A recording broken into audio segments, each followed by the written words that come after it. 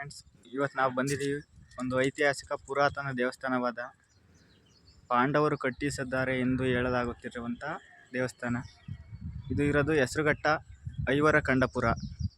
ಹೆಸರುಘಟ್ಟದಿಂದ ಒಂದು 1 ಕಿಲೋಮೀಟರ್ ಆಗುತ್ತೆ ಅಷ್ಟೇ. ಇದರ ಬಗ್ಗೆ ಡೀಟೇಲ್ಸ್ ಹೇಳ್ತೀನಿ, ಬನ್ನಿ. ಊರಿನ ಎಂಟ್ರೆನ್ಸಲ್ಲೇ ಬೋರ್ಡನ್ನು ನೋಡ್ಬೋದು.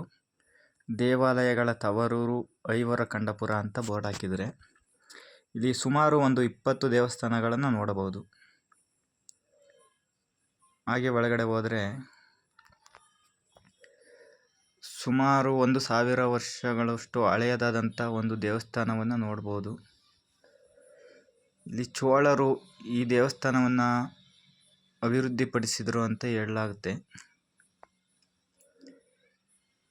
ಹಾಗೆ ಮುಂದೆ ಹೋದರೆ ನಿಮಗೆ ನೋಡ್ತಾ ಇರ್ಬೋದು, ಇಲ್ಲಿ ಪಂಚಪಾಂಡವರು ನಿರ್ಮಿಸಿದಂತಹ 5 ಆತ್ಮಲಿಂಗಗಳನ್ನು ನೋಡ್ಬೋದು.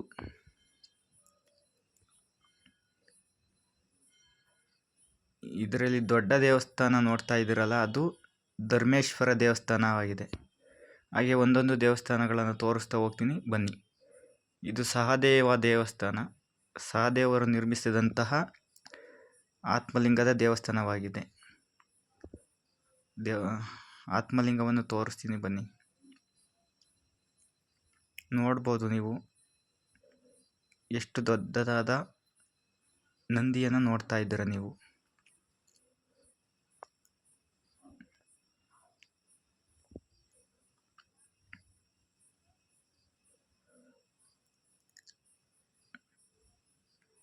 ಹಾಗೆ ಮುಂದೆ ಹೋದರೆ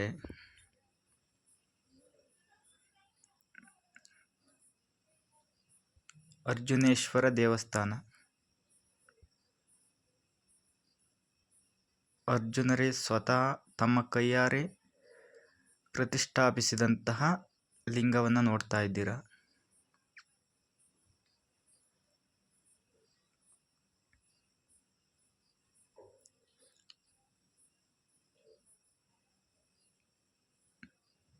ನೆಕ್ಸ್ಟು ನಕುಲೇಶ್ವರ ಲಿಂಗ.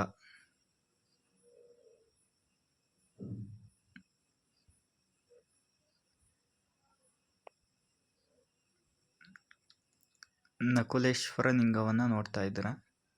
ನೆಕ್ಸ್ಟ್ ಬಂದರೆ ಇದೇ ಧರ್ಮರಾಯರ ದೇವಸ್ಥಾನ.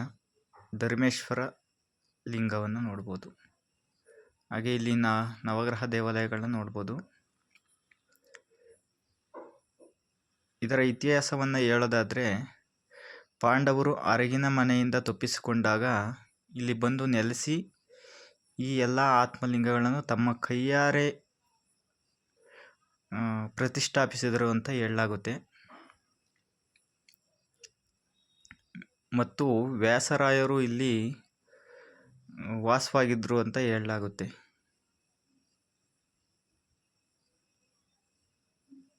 ನೋಡ್ತಾ ಇದ್ದೀರಾ ನೀವು, ಸ್ವಲ್ಪ ಇನ್ಫಾರ್ಮೇಷನ್ ಬರೆದಿದ್ದಾರೆ ಇಲ್ಲಿ. ಸದ್ಯ ನಾನು ಹೋದಾಗ ಬಾಗಿಲಾಕಿದ್ರು.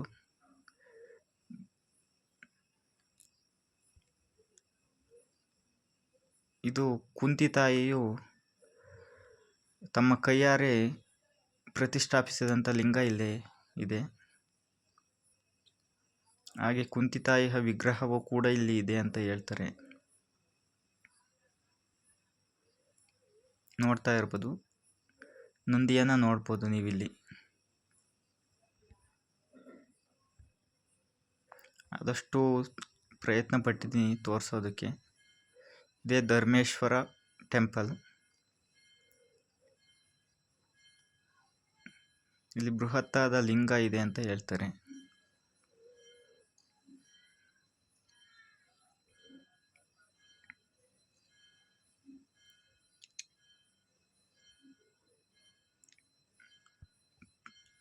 ಲಿಂಗವನ್ನು ತೋರಿಸೋದಕ್ಕೆ ಪ್ರಯತ್ನ ಪಡ್ತೀನಿ, ನೋಡೋಣ ಬನ್ನಿ.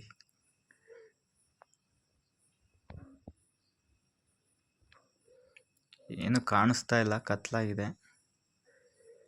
ಇದು ನೋಡ್ತಾ ಇದ್ದೀರಾ ನೀವು, ದೇವಸ್ಥಾನದ ಪಕ್ಕದಲ್ಲೇ ಬಿದ್ದಿರುವಂತಹ ವೀರಭದ್ರೇಶ್ವರ ಮೂರ್ತಿ ಅಂತ ಹೇಳಲಾಗುತ್ತದೆ. ಇದು ಈಗ ಕಟ್ಟಾಗಿದ್ದು ಇಲ್ಲೇ ನೋಡ್ತಾ ಇದ್ದೀರಾ ನೀವು. ಕಟ್ಟಾಗಿರುವಂಥ ಭಾಗವನ್ನು.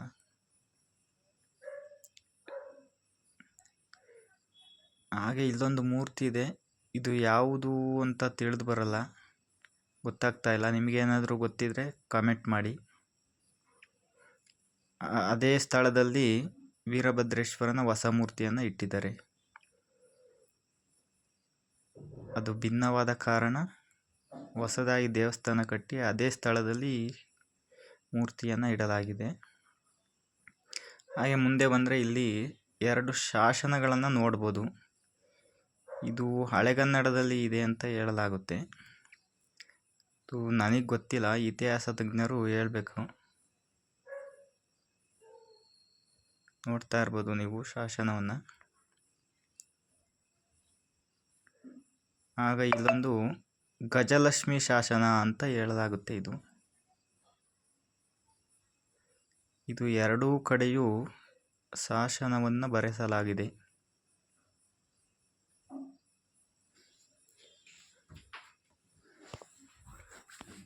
ನೋಡ್ಬೋದು ನೀವು, ಸ್ಪಷ್ಟವಾಗಿ ಅಕ್ಷರಗಳು ಕಾಣುತ್ತವೆ.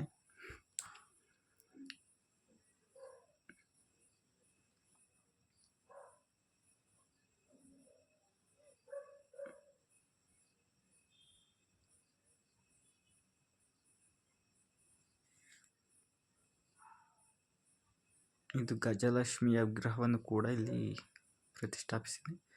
ಇದರಲ್ಲಿ ಜಿಂಕೆ ತನ್ನ ಮರಿಗೆ ಹಾಲುಣಿಸುವ ದೃಶ್ಯವನ್ನು ಕೆತ್ತಲಾಗಿದ್ದು, ಸೂರ್ಯ, ಚಂದ್ರ ಮತ್ತು ತ್ರಿಶೂಲವನ್ನು ಕೆತ್ತಲಾಗಿದೆ. ಎರಡೂ ಬದಿಯಲ್ಲೂ ಶಾಸನವನ್ನು ಕೆತ್ತಲಾಗಿದ್ದು ತುಂಬ ಸ್ಪಷ್ಟವಾಗಿ ಕಾಣುತ್ತದೆ. ಹಾಗೆ ಮುಂದೆ ಬಂದರೆ ಇದು ಭೀಮೇಶ್ವರ ದೇವಸ್ಥಾನ ಎಂದು ಹೇಳಲಾಗುತ್ತೆ. ನೋಡ್ತಾ ಇರ್ಬೋದು ನೀವು, ಸ್ವಲ್ಪ ಒಂದು 5-6 ಅಡಿ ಎತ್ತರದಲ್ಲಿ ಇದ್ದು, ಇದನ್ನು ನೋಡ್ತಾ ಇದ್ದೀರಾ ನೀವು, ಒಂದು 5 ಫೀಟ್ ಹೈಟ್ ಇದೆ, ಹೈಟಲ್ಲಿ ಕಟ್ಟಿದ್ದಾರೆ. ಬನ್ನಿ ತೋರಿಸ್ತೀನಿ. ಇಷ್ಟು ಕಷ್ಟಪಟ್ಟು ವಿಡಿಯೋ ಮಾಡ್ತಾಯಿದ್ದೀನಿ. ದಯವಿಟ್ಟು ನನ್ನ ಚಾನಲ್ಗೆ ಸಬ್ಸ್ಕ್ರೈಬ್ ಮಾಡಿಕೊಂಡು ಹಾಗೆ ಲೈಕ್ ಮಾಡಿ. ಬನ್ನಿ ಮೇಲ್ಗಡೆ ಹೋಗೋಣ.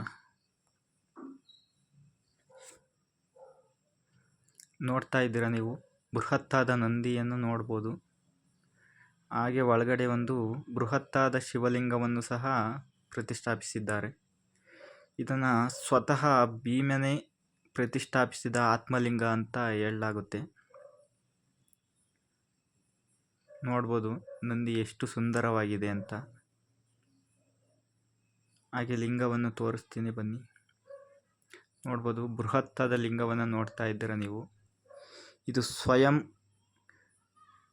ಭೀಮನೇ ಪ್ರತಿಷ್ಠಾಪಿಸಿದಂತಹ ಸ್ವಯಂ ಲಿಂಗವನ್ನು ನೋಡ್ಬೋದು ನೀವು. ಬೃಹತ್ತಾದ ಲಿಂಗವಾಗಿದೆ ಇದು.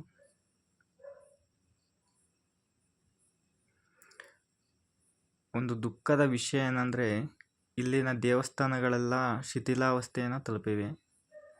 ಸರ್ಕಾರ ಈಗಾದರೂ ಸ್ವಲ್ಪ ಇದರ ಕಡೆ ಗಮನ ಹರಿಸಬೇಕು ಅಂತ ಕೇಳ್ಕೊಳ್ತೀನಿ.